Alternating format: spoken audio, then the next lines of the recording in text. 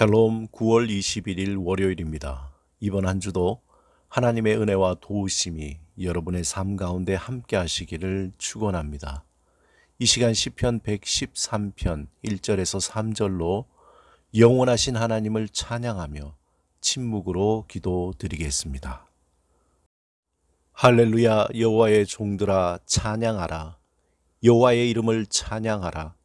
이제부터 영원까지 여호와의 이름을 찬송할지로다. 해 돋는 데서부터 해 지는 데까지 여호와의 이름이 찬양을 받으시리로다. 할렐루야. 여호와의 종들아 찬양하라. 여호와의 이름을 찬양하라. 이제부터 영원까지 여호와의 이름을 찬송할지로다. 해 돋는 데서부터 해 지는 데까지 여호와의 이름이 찬양을 받으시리로다. 할렐루야. 여호와의 종들아 찬양하라. 여호와의 이름을 찬양하라. 이제부터 영원까지 여호와의 이름을 찬송할지로다.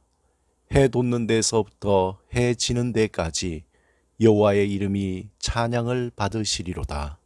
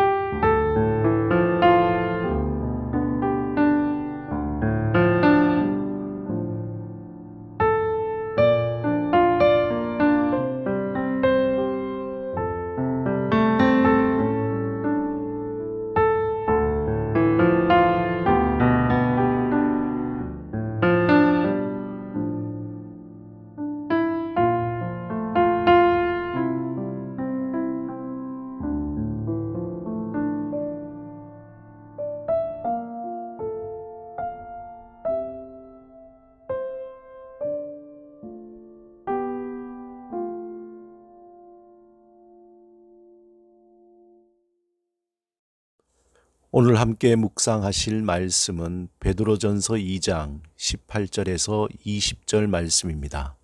이 말씀을 통해 우리에게 들려주시는 주의 음성을 듣겠습니다. 먼저 말씀을 마음을 다해 3번 읽겠습니다. 사환들아 범사에 두려워함으로 주인들에게 순종하되 선하고 관용하는 자들에게만 아니라 또한 까다로운 자들에게도 그리하라.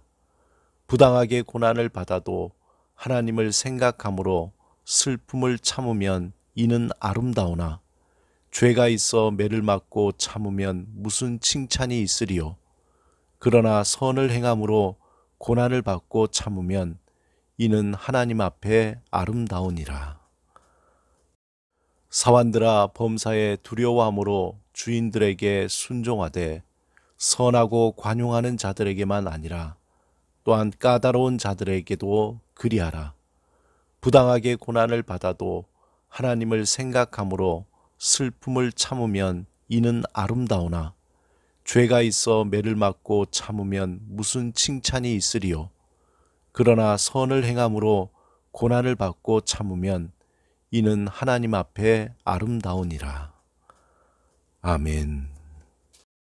사환들아 범사에 두려워함으로 주인들에게 순종하되 선하고 관용하는 자들에게만 아니라 또한 까다로운 자들에게도 그리하라. 부당하게 고난을 받아도 하나님을 생각함으로 슬픔을 참으면 이는 아름다우나 죄가 있어 매를 맞고 참으면 무슨 칭찬이 있으리요. 그러나 선을 행함으로 고난을 받고 참으면 이는 하나님 앞에 아름다우니라. 아멘. 오늘 본문은 한편으로 우리에게 다소 부담감을 주는 말씀입니다. 왜냐하면 초대교회 때와 현재 문화적인 또한 사회적인 큰 차이가 있기 때문에 그렇습니다. 먼저 18절 처음 시작에 사환들아 라고 하는 표현이 있습니다. 이것을 공동 번역에서는 하인으로서 일하고 있는 사람, 또 세번역에서는 하인으로 있는 여러분이라고 표현하고 있습니다. 이들은 한마디로 당시의 종입니다. 그 당시의 종은 인간적인 대접을 제대로 받지 못한 사람들입니다. 그들은 주인에게 속한 소유물이며 도구와 같이 취급된 사람들이었습니다. 물론 주인의 성품에 따라 좀 다르게 대우를 받을 수 있었겠지만 사회적인 분위기에 종이라는 신분은 가장 천한 신분 중에 하나였습니다. 아마 그들의 마음에 남은 것은 그저 산다는 것 하나였을지 모릅니다. 아니면 원래 종으로 태어나 그렇게 살아왔기 때문에 그런 감각도 없이 소망도 없이 살아갔을 것입니다. 이런 배경에서 베드로가 종들에게 순종하고 고난을 받아도 인내하며 선을 행하라는 말은 종들의 현실을 몰라도 너무 모르는 듯한 말씀으로 들려집니다. 더욱이 현재 상황에서 이 말씀은 부당한 노동에 대해 그저 입 다물고 열심히 일만 하라는 것처럼 여겨지기 때문에 말도 안 되는 소리처럼 들려집니다. 그렇다면 오늘 본문의 말씀은 어떻게 받아들여야 할까요? 베드로는 당시 종들에게 단지 어떤 일이 있든지 쥐 죽은 듯이 일만 하라고 이 말씀을 전한 것은 아닙니다.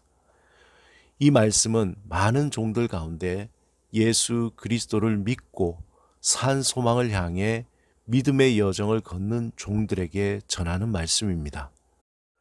이 말씀은 어떤 배경에서 종이 되었든지 간에 그저 하루하루 소망도 없이 먹고 살기에 힘든 삶에 생명과 소망이 되신 예수 그리스도가 찾아와 변화된 종에게 전하는 말씀입니다. 소망이라고는 생각조차 할 수 없는 자신의 삶에 예수님이 찾아오셔서 살아있는 소망의 빛을 비춰주셨습니다. 칠흑같이 어두운 삶, 어떤 탈출구도 없는 삶의 구원자 되시는 주님이 자신에게 구원의 기쁨과 자유함을 주시고 천국의 소망을 주셨습니다. 산소망을 품은 종은 새로운 삶을 살게 된 것입니다.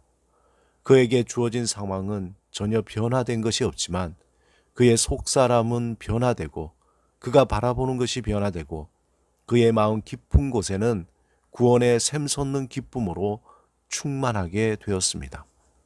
이제 그는 더 이상 그의 주인 앞에서 살아가는 존재가 아니라 천지를 창조하시고 세상을 운행하시고 사랑하시고 보호하시는 하나님 아버지 앞에서 살아가는 새로운 피조물이 된 것입니다. 오늘 본문 19절에 하나님을 생각함으로, 또한 20절에 하나님 앞에라는 표현은 예수 그리스도를 믿는 자들이 어떠한 태도로 삶을 살아가야 하는지에 대한 표지판과 같습니다. 예수 그리스도를 믿는 자는 사회적으로 어떤 위치에 있든지 동일하게 코람데오, 하나님 앞에서 살아가는 새로운 피조물로서 이 세상이 요구하는 윤리의 수준을 넘는 더 높은 차원의 삶을 살아가는 존재가 된 것입니다.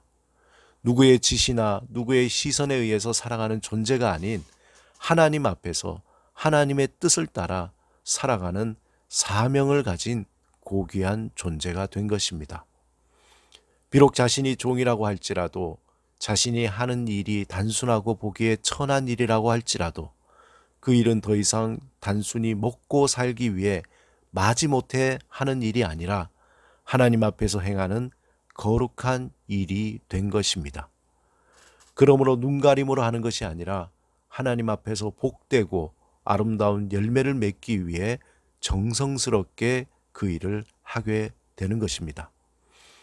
오늘 이 말씀은 우리에게 어떠한 태도로 삶을 살아가야 하는지에 대한 깊은 통찰력을 줍니다. 우리의 삶은 코람데오, 하나님 앞에서 살아가는 삶이라는 것을 분명히 해야 합니다. 예수 그리스도를 믿고 산다는 것이 단순히 천국을 가기 위한 티켓을 얻는 것이 아니라 하나님 앞에서 거룩한 사명으로 우리에게 주어진 어떤 상황 속에서도 삶을 정성껏 살아가는 것임을 기억해야 합니다. 오늘도 코람데오, 하나님 앞에서 우리에게 주어진 삶을 겸손과 성실함으로 정성껏 살며 복되고 아름다운 열매를 맺으시기를 주님의 이름으로 축원드립니다. 함께 기도하시겠습니다.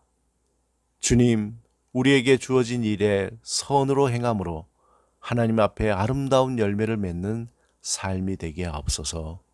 예수 그리스도 이름으로 기도드립니다. 아멘.